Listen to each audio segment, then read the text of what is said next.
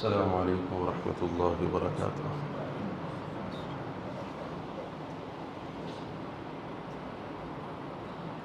نحمده ونصلي على رسوله الكريم. أما بعد فأعوذ بالله من الشيطان الرجيم. بسم الله الرحمن الرحيم. لقد كان لكم في رسول الله أسوة حسنة لمن كان يرجو الله واليوم الآخر وذكر الله كثيرا.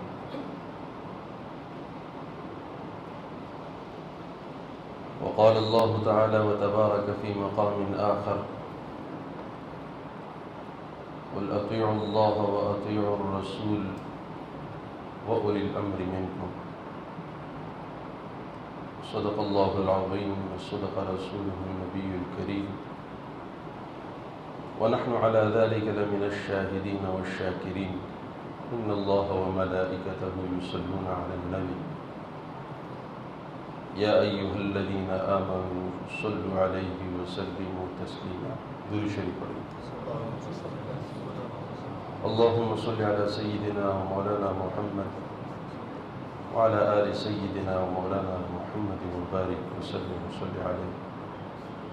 رب اشرح لي صدري ويسر لي أمري واحلل عقدة من لساني يفقهوا القول.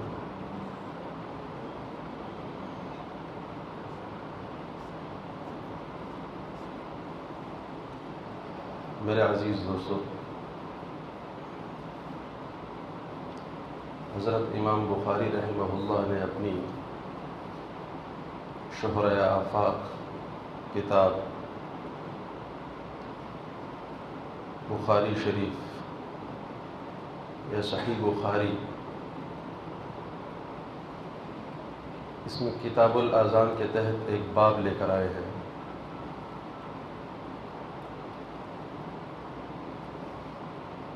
کتاب الاذان کے تحت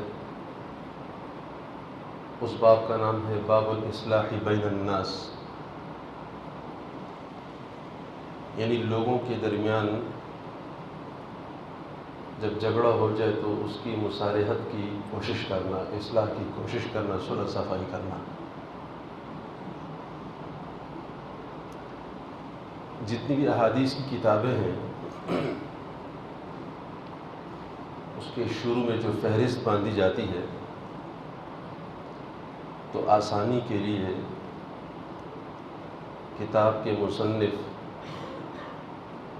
مختلف چیپٹر مرتب کرتے ہیں اور اس موضوع سے متعلق، اس چیپٹر میں جو موضوع درج ہوتا ہے اس سے متعلق احادیثوں کو جمع کیا جاتا ہے تاکہ آسانی رہے. جیسے کتاب الصلاۃ تو نماز سے جتنی متعلق احادیث ہیں وہ ایک جگہ جمع کر دی جاتی ہیں. کتاب الاذان اسی طرح طہارت سے متعلق، تو ہر موضوع سے متعلق احادیث جمع کی جاتی ہے تاکہ اس میں آسانی رہے. تو کتاب الاذان کے تحت جو چیپٹر باندھا ہے، باب باندھا ہے، اس کا نام ہے باب الاصلاح بین الناس. لوگوں کے درمیان میں مصالحت کی کوشش کرنا. اس میں کئی احادیث، ایک طویل حدیث ہے جو اس باب کے تحت انہوں نے باندھا ہے اور جس کا نمبر 683 یا 684 ہے حدیث کا نمبر.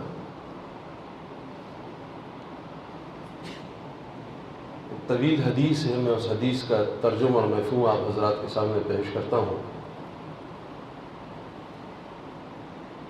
حضرت امام بخاری جو یہ حدیث لے کے آئے ہیں، اس کے روایت کرنے والے ہیں حضرت سہل بن سعد الساعدی رضی اللہ تعالیٰ عنہ. وہ فرماتے ہیں کہ ایک مرتبہ قبیلہ بنی عمر بن عوف کے درمیان جھگڑا ہو گیا اور اس جھگڑے کی خبر جناب محمد رسول اللہ صلی اللہ علیہ وسلم تک پہنچی. نبی کریم صلی اللہ علیہ وسلم مصالحت کی غرض سے اپنے چند صحابہ کو لے کر اس قبیلے میں پہنچ گئے۔ ظاہر ہے جب جھگڑا ہوتا ہے، اختلاف ہوتا ہے، تو کئی لوگوں کی بات سننا پڑتی ہے، فریقین کی بات سننا پڑ جاتی ہے۔ ایک فریق کچھ کہہ رہا ہوتا ہے، دوسرا فریق کچھ کہہ رہا ہوتا ہے۔ اس گفتگو شنید کے دوران وقت زیادہ لگ گیا ہے۔ نبی کریم صلی اللہ علیہ وسلم بھی موجود ہیں، وہ قبیلے والے بھی موجود ہیں، وقت زیادہ لگ گیا، اتنا وقت لگ گیا کہ نماز کا وقت داخل ہوا، اور نماز کے وقت کے داخل ہونے کے بعد جماعت کا وقت داخل ہو گیا، یعنی وہ وقت جس میں نبی کریم صلی اللہ علیہ وسلم مسجد نبوی میں موجود ہونا چاہیے تھا، اور اس وقت میں نبی کریم صلی اللہ علیہ وسلم مسجد نبوی میں بذات خود موجود ہوتے، حضرت بلال اقامت پڑھتے اور نبی علیہ السلام نماز پڑھاتے، وہ وقت داخل ہوا اور نبی کریم صلی اللہ علیہ وسلم اپنی اس مصروفیت کی وجہ سے اس وقت میں موجود نہیں پائے گئے۔ تو حضرت بلال رضی اللہ تعالیٰ عنہ مسجد نبوی میں آگے پیچھے انہوں نے دیکھا کہ نبی علیہ السلام نظر نہیں آ رہے، تو ایک کونے میں ان کو حضرت ابوبکر صدیق رضی اللہ تعالیٰ عنہ نظر آئے۔ وہ ان کے پاس گئے اور ان سے درخواست کی کہ نبی کریم صلی اللہ علیہ وسلم لگتا ہے مصروف ہیں، موجود نہیں ہیں، اگر آپ نماز پڑھا دیں تو نوازش ہوگی۔ تو حضرت ابوبکر صدیق رضی اللہ تعالیٰ عنہ نے جواب میں کہا کہ اگر آپ کہتے ہیں تو ٹھیک ہے، میں نماز پڑھا دیتا ہوں۔ یہاں تھوڑا سا آپ اندازہ لگائیے کہ نبی کریم صلی اللہ علیہ وسلم کے لیے مسلمانوں کے آپس کا اختلاف کتنا بھاری محسوس ہوتا تھا کہ نماز کا وقت ہو چکا ہے، نماز میں تاخیر ہو گئی، لیکن نبی کریم صلی اللہ علیہ وسلم کوشش اس بات کی فرما رہے ہیں کہ یہ لڑائی جھگڑا پہلے ختم ہو، نماز ہم بعد میں پڑھ لیں گے۔ یہاں ایک اہم نقطہ ہے، ہم سب کے لیے اس میں بہت بڑا سبق ہے۔ بہرحال حضرت ابوبکر صدیق رضی اللہ تعالیٰ عنہ آگے بڑھے اور تمام نمازیوں نے ان کی ابتدا میں نماز پڑھنی شروع کی۔ ایک رکعت یا 2 رکعت حضرت نے پڑھائی، اتنے میں وہ جو معاملہ پیچھے چل رہا تھا وہ بھی حل ہو گیا، اور نبی کریم صلی اللہ علیہ وسلم مسجد نبوی میں داخل ہوئے۔ آپ نے جب دیکھا کہ جماعت کھڑی ہے تو نبی علیہ السلام نے حضرت ابوبکر صدیق رضی اللہ تعالیٰ عنہ کی ابتدا میں نماز کی نیت باندھ دی اور پیچھے کھڑے ہو گئے۔ اب جب صحابہ کو پتہ چلا کہ نبی کریم صلی اللہ علیہ وسلم تشریف لا چکے ہیں تو انہوں نے مختلف طریقوں سے حضرت ابوبکر صدیق رضی اللہ تعالیٰ عنہ کو تنبیہ کرنا شروع کی۔ چونکہ یہ اسلام کا آغاز تھا اور بہت سارے مسائل کا پتہ بھی نہیں تھا، تو اپنے اپنے طریقے سے انہوں نے تنبیہ کرنا شروع کی۔ تو کسی نے کچھ زبان سے ادا کیا، اور کسی نے تالیاں بجانی شروع کی، کسی نے کھانسنا شروع کیا، کراہنا شروع کیا، اور کسی نے اپنے ہاتھ پر زور سے ہاتھ مارنا شروع کیا کہ حضرت ابوبکر صدیق رضی اللہ تعالیٰ عنہ کو تنبیہ ہو جائے کہ نبی علیہ السلام پہنچ چکے ہیں۔ حضرت ابوبکر صدیق رضی اللہ تعالیٰ عنہ کی نماز بھی پھر ایسی نماز تھی کہ جب وہ نیت باندھتے تو انہیں دنیا و ما فیہا کی خبر ہی نہیں ہوتی، نماز میں اس قدر مستغرق ہو جاتے، جو کیفیت بہت زیادہ بڑھ گئی، اور صحابہ نے اور زیادہ زور زور سے تالیاں بجانی شروع کی، تو حضرت ابوبکر صدیق رضی اللہ تعالیٰ عنہ کو تنبیہ ہو گئی، کچھ معاملہ ہو گیا ہے، مجھے جس کے لیے تنبیہ کی جائے۔ تو آپ نے کن انکیوں سے ایسے پیچھے دیکھنا شروع کیا نماز میں۔ جب انہیں احساس ہوا کہ نبی کریم صلی اللہ علیہ وسلم موجود ہے تو فوراً پیچھے ہٹنا شروع کیا، اور نبی علیہ السلام نماز میں اسے اشارہ کیا ان کو کہ نماز جاری رکھیں، لیکن حضرت ابوبکر صدیق رضی اللہ عنہ کہاں ٹھہر سکتے تھے، کہ نبی علیہ السلام موجود ہوں اور وہ آگے مصلی پہ کھڑے ہوں. وہ پیچھے ہٹ گئے. جب پیچھے ہٹ گئے تو نبی کریم صلی اللہ علیہ وسلم پھر نماز کے دوران ہی آگے بڑھے اور بقیہ نماز مکمل کی.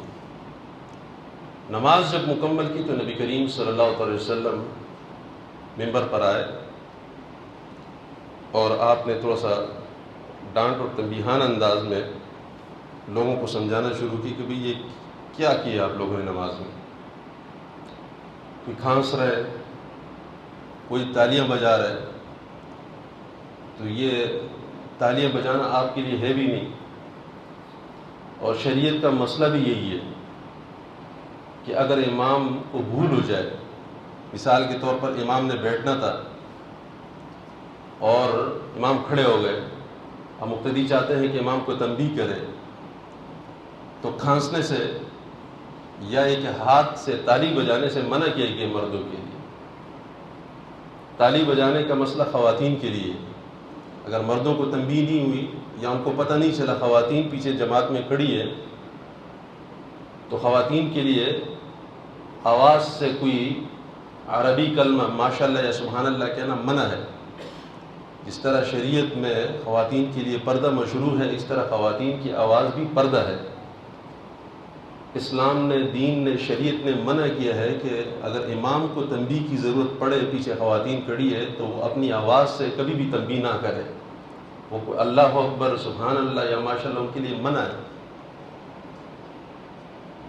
اگر ان کی تنبیہ کی ضرورت پڑی تو تالی بجانے کا حکم شریعت نے خواتین کے لیے دیا کہ وہ تالی بجائے, امام کو تنبیہ کرے. تو اسی لیے نبی کریم صلی اللہ علیہ وسلم نے اپنے صحابہ کو, اس ٹائم مخاطبین مرد صحابہ تھے, تو ان کو تنبیہ کی کہ یہ کام تو خواتین کا ہے, آپ نے اگر تنبیہ کرنی بھی ہے تو سبحان اللہ ماشاء اللہ کریں. یہ تالیاں بجانا, یہ گلا کھنکھارنا, یہ آپ کے لیے نہیں ہے. تو یہ مسئلہ سمجھانے کے بعد نبی کریم صلی اللہ علیہ وسلم حضرت ابوبکر صدیق رضی اللہ تعالیٰ عنہ کی طرف مخاطب ہوئی کہ ابوبکر, جب میں نے آپ کو منع کیا نماز جاری رکھے, پھر آپ کیوں آگے پیچھے آئے؟ آپ کو پیچھے نہیں آنا چاہیے تھا. حضرت ابوبکر صدیق رضی اللہ تعالیٰ عنہ جواب میں کہا کہ ما کان لابن ابی قحافہ یصلی بالناس بین یدی رسول اللہ صلی اللہ علیہ وسلم. نبی کریم صلی اللہ علیہ وسلم موجود, ابو قحافہ کے بیٹے کی مجال کیا ہے کہ وہ نماز جاری رکھے. ابو قحافہ حضرت ابوبکر صدیق رضی اللہ تعالیٰ عنہ کے والد کا نام تھا. مطلب ابو بکر کی مجال نہیں ہے, میری مجال نہیں ہے کہ آپ موجود ہوں اور آپ کی موجودگی میں آگے کھڑا رہوں. جب نبی کریم صلی اللہ علیہ وسلم نے حضرت ابو بکر صدیق رضی اللہ تعالیٰ عنہ کا یہ جواب سنا تو نبی علیہ السلام نے ان پر مزید پر اعتراض نہیں کیا اور نبی علیہ السلام خاموش ہو گئے. اب یہاں پر ایک نقطہ ہے جسے سمجھنے کی ضرورت ہے. ہمارے ہاں ایک مسنون ادب ہے جو دینی حلقوں میں مشہور ہے,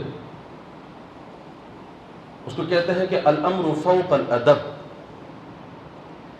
کہ جب بڑا آپ کو کسی بھی ایسے معاملے کا حکم کرے, آرڈر کرے کہ یہ کام یوں کرے, اور وہ کام آپ کو ادب کے خلاف محسوس ہو, تو پھر اس وقت کیا کرنا چاہیے؟ ایک طرف بڑے کا آرڈر ہے, دوسری طرف ادب کا تقاضا یہ ہے کہ اس حکم پہ عمل نہ کیا جائے. ادب کا تقاضا یہ ہے. آرڈر کا تقاضا تو یہ ہے بڑے کی طرف سے کہ اس حکم پہ تعمیل ہو, عمل ہو, لیکن ادب کا تقاضا یہ ہے کہ اس پر عمل نہ ہو.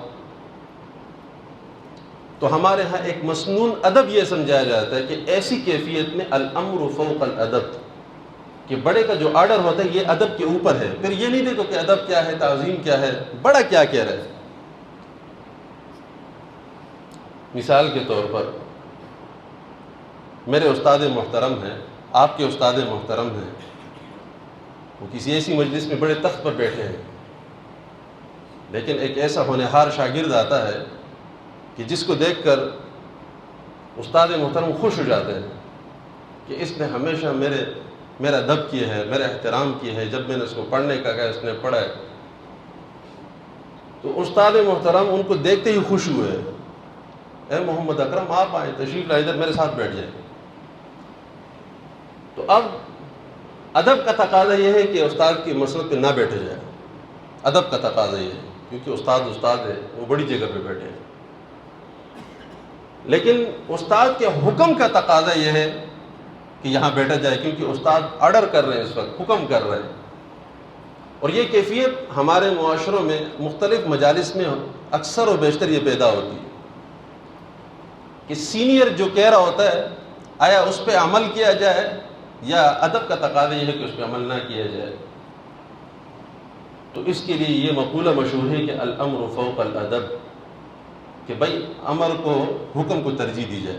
اور ہمارے بزرگوں نے ہمیشہ، جتنے بھی ہمارے اسلاف ہیں، ہمارے بزرگ ہیں، انہوں نے ہمیشہ اس پر کر کے دکھایا۔ پورے صحابہ کرام رضوان اللہ علیہم اجمعین کی تاریخ میں 2 واقعات ہیں۔ ایک یہ واقعہ ہے حضرت ابوبکر صدیق رضی اللہ تعالیٰ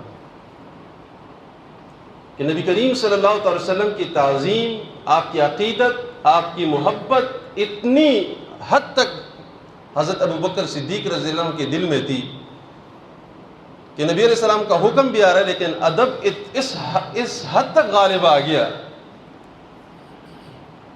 کہ انہوں نے کہا کہ یا رسول اللہ یہ میرے بس میں ہی نہیں رہا، یعنی میری بساط ہی ختم ہو گئی، میری طاقت ختم ہو گئی کہ میں آپ کی موجودگی میں کیسے آگے کھڑا رہوں۔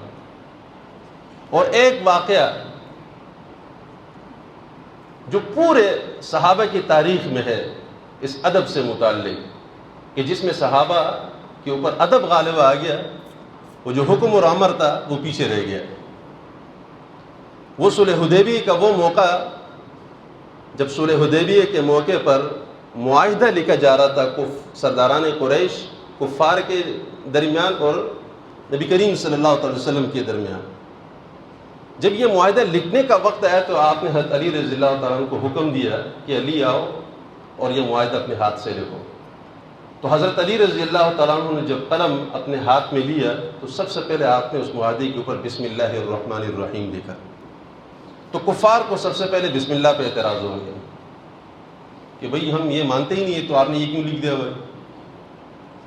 آپ یہاں اس معاہدے میں ہر لفظ وہ لکھیں گے جو آپ کو بھی قابل قبول ہو، جو ہمیں بھی قابل قبول ہو۔ آپ کو قابل قبول ہو، ہمیں قابل قبول نہ ہو تو وہ نہیں لکھیں گے آپ۔ لہذا بسم اللہ الرحمن الرحیم آپ کو کاٹنا پڑے گا، آپ لکھیں بسم اللہ اللہم۔ اب زمانے جاہلیت میں بھی بسم اللہ اللہم لکھا جاتا ہے، کیونکہ اس کا مطلب یہ ہے کہ شروع اللہ کے نام سے، اور بسم اللہ الرحمن الرحیم کا مطلب کیا ہے؟ شروع اللہ کے نام سے جو بڑا رحمان اور رحیم ہے۔ تو حضرت نبی کریم صلی اللہ علیہ وسلم نے حضرت علی کو سمجھایا کہ بھئی دونوں کا مطلب ایک ہی ہے یار، بسم اللہ کو کاٹ دو، بسم اللہ اللہم لکھ دو۔ تو حضرت علی رضی اللہ تعالیٰ عنہ نے بسم اللہ الرحمن الرحیم کاٹ دیا اور اس کے نیچے بسم اللہ اللہم لکھ دیا۔ آگے ایک اور ہیڈنگ دی حضرت علی نے کہ یہ معاہدہ محمد الرسول اللہ اور سرداران قریش کے درمیان طے پایا گیا، یہ ہیڈنگ دیا آپ نے۔ تو اس وقت جو کفار کی طرف سے نمائندہ بن کے آئے تھے انہوں نے رسول اللہ پہ اعتراض کر دیے، انہوں نے کہا سارا جھگڑا ہی تو رسول اللہ کا ہے، ہم اگر محمد کو رسول اللہ مان لیں تو سارے جھگڑا ہی ختم ہو جائے، ہمارا اور آپ کا جھگڑا کیا ہے؟ آپ کہتے ہیں کہ ہم اللہ کی طرف سے بھیجے ہوئے پیغمبر ہیں اور رسول اللہ ہیں، لہذا رسول اللہ آپ کو کاٹنا پڑے گا۔ آپ یوں لکھیں کہ محمد بن عبداللہ اور سرداران قریش کے درمیان یہ معاہدہ طے پایا گیا۔ تو نبی کریم صلی اللہ علیہ وسلم نے حکمت اور مصلحت کی وجہ سے حضرت علی کو حکم دیا کہ بھئی آپ تو مجھے رسول اللہ مانتے ہیں نا؟ انہوں نے کہا رسول اللہ بے شک میں آپ کو مانتا ہوں۔ تو نبی علیہ السلام نے کہا کوئی بات نہیں، محمد بن عبداللہ لکھ دو اور رسول اللہ کو کاٹ دو۔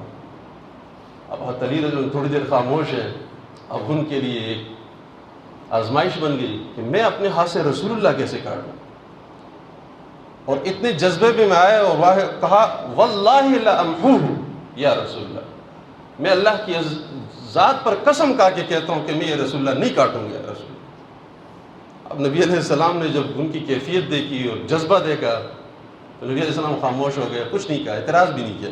وہ کاغذ لیا نبی علیہ السلام نے اپنے ہاتھ سے رسول اللہ کاٹ دیا۔ اب ایسی کیفیت میں ہم کیا کہیں گے کہ دین تو نام ہے اتباع کا، اللہ کا کیا حکم ہے، رسول اللہ کا کیا حکم ہے، آپ کے بڑے کا کیا حکم ہے، لیکن یہاں پر یہ صحابہ کیا کہہ رہے ہیں؟ تو یہ جو تیسری کیفیت ابو بکر اور علی رضی اللہ تعالیٰ عنہ پہ جاری ہوئی ہے، اس کے لیے قرآن کریم کی یہ آیت ہے کہ لا یکلف اللہ نفسا الا وسعها، کہ اللہ کسی پر اس کی طاقت اور اس کی وسعت سے زیادہ بوجھ نہیں ڈالتے۔ آپ پر ادب کا ایسا غلبہ آ گیا کہ طاقت ہی ختم ہو گئی، بساط میں ہی نہیں رہی یہ بات۔ جب طاقت اور بساط ختم ہو جائے تو پھر اس کے لیے یہ آیت کریمہ ہے کہ اللہ تعالیٰ بھی پھر آپ کو مکلف نہیں ٹھہراتا، اس لیے کہ علی رضی اللہ تعالیٰ عنہ اور حضرت ابو بکر رضی اللہ تعالیٰ عنہ کی طاقت ختم ہو گئی تھی۔ لیکن عام طور پر اصولی بات یہی ہے کہ بڑا جس طرح جس حال میں حکم دے اس کو ماننا، یہ دین کا تقاضا ہے، چھے جائے کہ آپ کی طاقت ختم ہو جائے اور جذبہ ختم ہو جائے۔ اللہ سے دعا ہے اللہ ہمیں دین کی صحیح سمجھ کی توفیق نصیب فرمائے، اپنے بڑوں کا ادب و احترام کرنے کی توفیق نصیب فرمائے، اور قال اللہ اور قال الرسول پر صحیح معنوں میں عمل کی توفیق نصیب فرمائے۔ وآخر دعوانا الحمد للہ رب العالمین۔ سنت